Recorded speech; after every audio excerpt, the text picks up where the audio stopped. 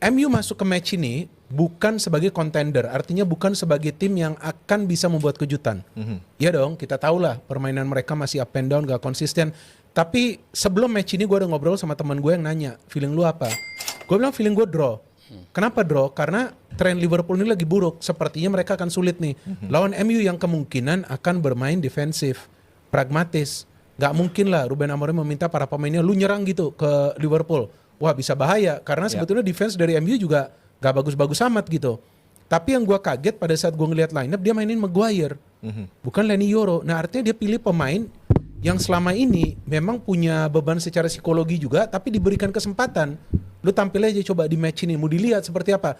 Kalau menurut gue Maguire yang menggendong MU di pertandingan semalam. Yes, walaupun ada peran Bruno Fernandes, ada juga Cunha mainnya bagus, Boy mau cetak gol. Tapi bukan karena saja Maguire mencetak the winning goal, tapi bagus, dia mainnya tuh bagus banget. Gak ada kesalahan yang dia lakukan, dia main tenang. Nah, ini sekarang gue mulai melihat, nih seperti ada cahaya di ujung, apa itu? Terowongan. Tapi cahayanya belum besar. Gue lihat itu kira-kira samar-samar mukanya Maguire. Iya, artinya apa? Artinya maksud gue nih, sepertinya pemain ini berkarakter juga untuk MU. Nah, kalau dia memang bisa jaga nih, dia punya confident level, dia jangan aneh-aneh lagi. Wah, dia bisa menjadi pemain yang membuat MU itu solid di pertahanan. Karena problem MU itu di defense. Terlalu banyak kesalahan yang mereka buat. Tapi tadi yang seperti Haryo katakan bahwa Arne Slot mungkin komplain kenapa ada benturan ya itu kan karena Van Dijk. Ya kan, dan itu tergantung wasit.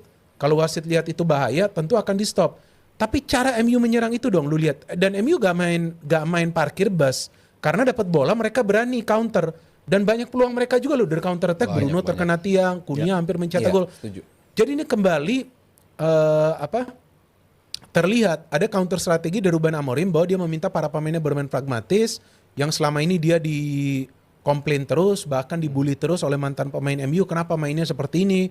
Kenapa 3 center back? Kenapa gak lu mainin si A, B, C? Satu perubahan Maguire itu gue kaget. Yang kedua dia tidak memainkan Sesko, pembelian termahal mereka. Oke? Semua orang mungkin mengira Sesko akan bermain, tapi dia memainkan Cunha. Kenapa? Pergerakan Cunha ini fleksibel banget. Dia bahkan bisa mengisi kekosongan Bruno pada saat dia maju. Karena memang dia tipe pemainnya seperti itu.